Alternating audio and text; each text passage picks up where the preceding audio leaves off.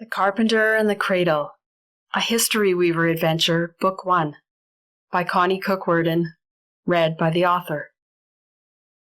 Chapter 27. Dad! Dad! June called out through the open doorway and down the stairs into the bookstore.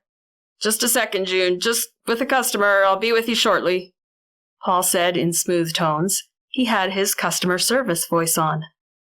June could hear him at the counter of the store saying to his customer, "There you are. $5.65 is your change. Hope your grandson loves this series. I know my girls did at his age." The bells jangled as the customer pulled the outer door open, and Paul called after her, "And you have yourself a good one now." Then he appeared in the doorway leading to the family living quarters. "What's up, June? Sounds kind of urgent." "It is, Dad. Oh, boy. Where do we even start? July?" July took over. "Dad, it's about Georgie." "Georgie? What do you know about Georgie? Do you know where she is?" "No, not that. That's one thing we don't know. But we know quite a lot about Georgie. For one thing, we know that her real name is Victoria Stone." "What? How did you learn that?" "Well, first through her." "Okay, you'd better start at the beginning, July. I'm not following you at all. You mean she talked to you? I thought you couldn't talk." "Oh, she could talk all right. She just chose not to. She didn't want anyone to know who she was because she was afraid they'd send her back to her stepfather. He's her only living parent. Anyway, she's afraid of him, with good reason, I think. She believes that he tried to kill her at least 3 times, and we're afraid her life's in danger right now. Or that it might be too late for her already." "You'd better tell me everything you know, July. June, you probably should have done that long ago from the sounds of things." "Well, on the night she ran away from Lady Cromarty's because she was going to have to be sent to a foster home, she came to June's window and woke June up and talked to her. She told her then what her real name was, at least that it was Victoria, and she asked us for help. She wanted June to bring her food to a dropping-off place, the old treehouse, actually. So we knew she was staying somewhere around here. I woke up at some point with June running in and out of the house and making a bunch of noise, collecting old blankets and food out of the pantry and her candy drawer and things like that. Finally, I was waiting up for her when she came back in, and I made her tell me what was going on, and I was the one who figured out where Georgie would be staying, in the old cherry barn. Except we didn't know then that Coral's family would be turning it into their house. Anyway, I started helping June with the food deliveries." "Where did the food come from?" Paul broke in to ask. "Mostly what we bought with our allowances," June jumped in hastily. "I mean, at first I gave her a few things that I knew we wouldn't miss out of her pantry. I knew if you guys knew that Georgie was hiding and hungry, at least you wouldn't want her to be hungry." "Well, that's true," Paul said.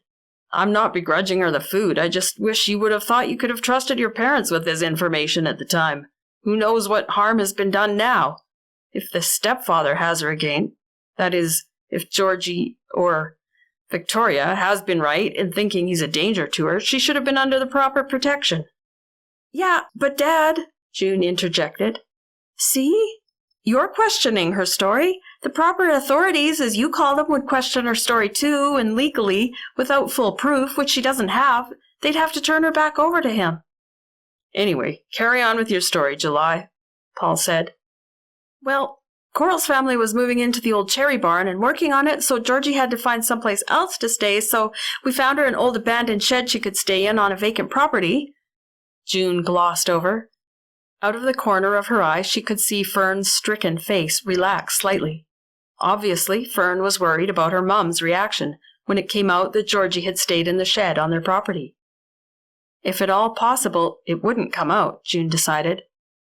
That woman, Fern's mum, she meant, was an absolute nightmare. She scared everyone. June didn't want to have to confess to her about Georgie living in the empty shed either. Hopefully they could keep the whereabouts of Georgie's second temporary home a secret. Dad didn't look too curious at this point. He accepted her statement about the abandoned shed on the vacant property without questioning it. "And then we were taking food to her there. About 4 days ago now, we went to take her some food and she was gone." "I feel kind of responsible," Coral interjected. "I'm wondering now if it was her having to rescue me that day in the woods that had anything to do with her disappearance. You don't think that's how—" you know who discovered where she was, do you?" Paul looked even more puzzled at Coral's words. "Georgie rescued you in the woods?"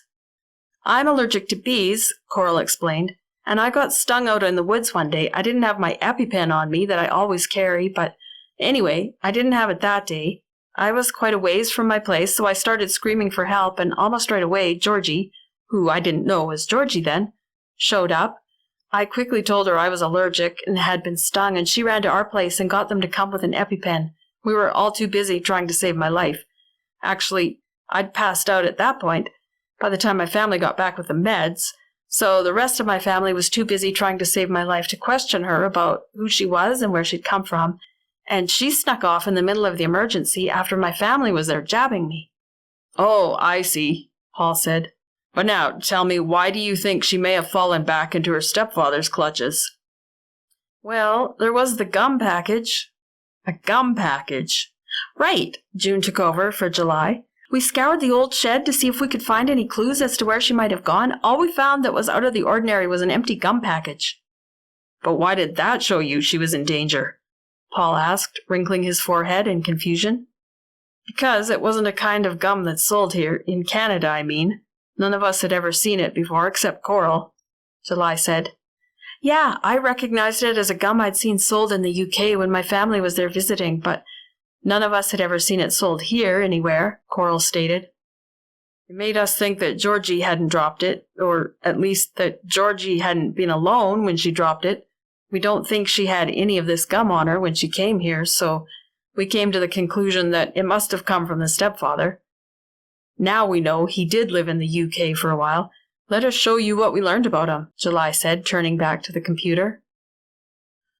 Where do we start?" she muttered, leaning forward and peering at the screen. "Well, first we searched for George Green," June said helpfully.